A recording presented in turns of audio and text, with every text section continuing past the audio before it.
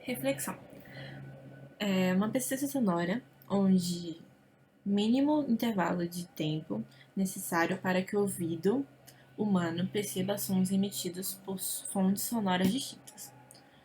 O eco e a reverberação acontecem devido à reflexão do som.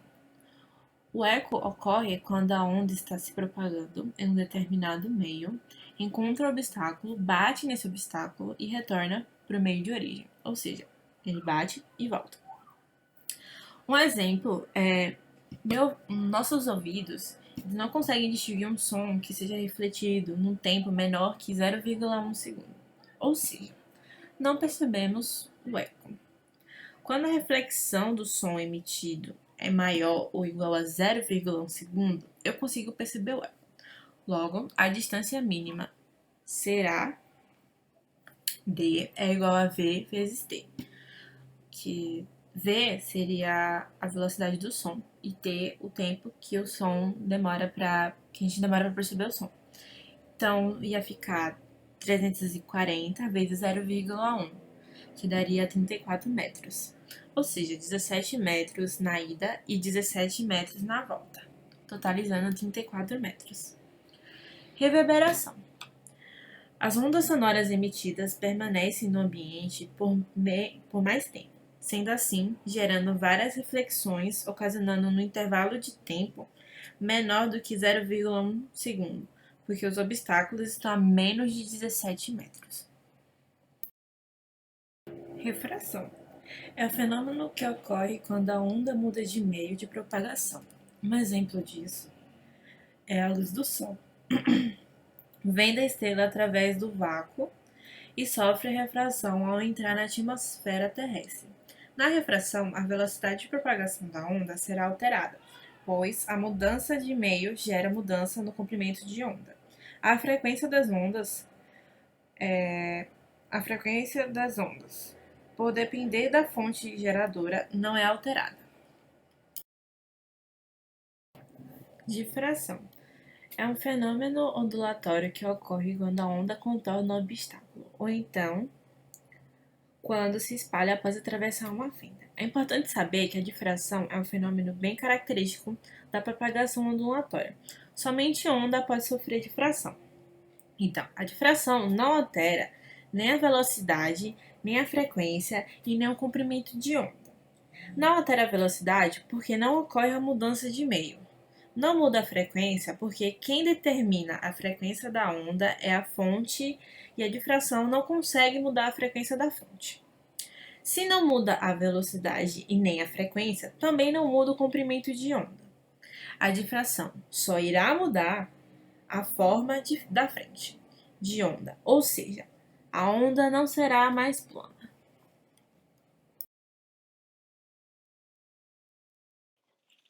Interferência acontece obedecendo o princípio da superposição, que diz o seguinte: em cada ponto de encontro, a amplitude resultante é a soma algébrica das amplitudes das pontas que se cruzam. Interferência construtiva acontece quando os pulsos que se encontram possuem mesma fase. Posso ter uma crista encontrando uma crista, um vale encontrando um vale.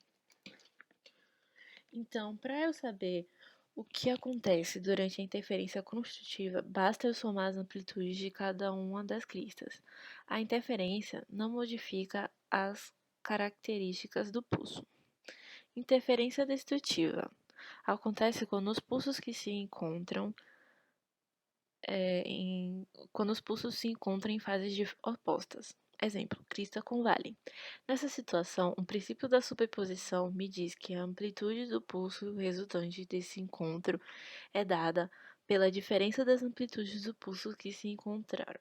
Ou seja, eu diminuo, subtraio as amplitudes do pico e do vale e vou ter a amplitude do pulso resultante.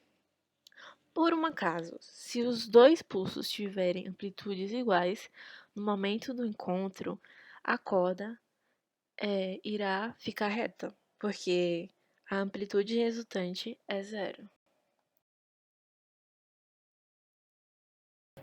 Ressonância ocorre quando aumentamos a vibração de um sistema quando eu consigo excitá-lo num ritmo específico, uma frequência específica. Então, ou seja, a ressonância absorve energia a partir de uma excitação externa, ocasionando a oscilação e aumentando a sua amplitude de oscilação. Um exemplo disso é a taça de vidro. Ela possui uma frequência natural de vibração. Então, se eu conseguir gritar na mesma frequência em que a taça vibra, eu consigo fazer com que os átomos entrem em ressonância com esse som, passando a vibrar cada vez mais, podendo chegar à ruptura do material. Outro exemplo é a ponte de Tacoma. Foi uma situação onde o vento produziu uma perturbação na ponte que coincidiu com a frequência natural de vibração dela. E aí o que aconteceu? Ressonância. Entrou em ressonância e passou a vibrar cada vez mais.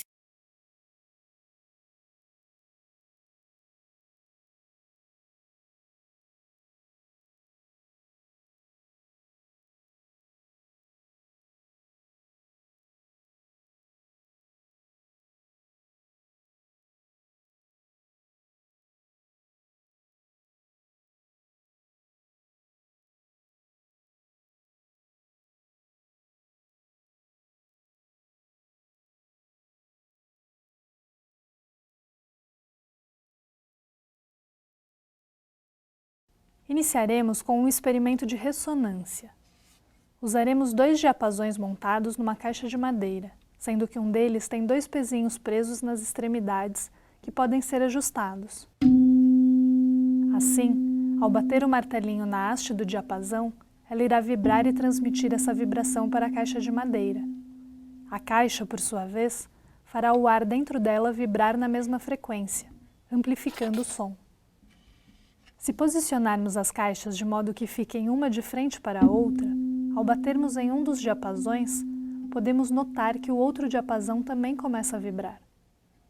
Isso ocorre pelo fenômeno da ressonância. Como as frequências de vibração dos 2 diapasões são praticamente iguais, a energia de vibração de um deles é transmitida para o outro através do som, ou seja, por meio da vibração do ar dentro das caixas de ressonância.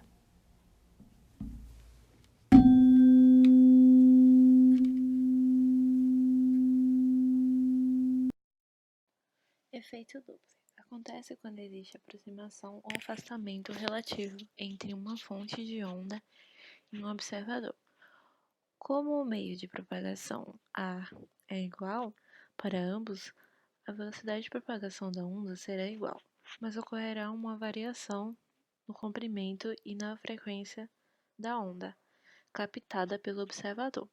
Então, o observador que vê a ambulância se afastando ouvirá um som com maior comprimento de onda e menor frequência, portanto, o som vai ser mais grave. E quando o observador ouvir um som de maior frequência e menor comprimento de onda, o som será agudo.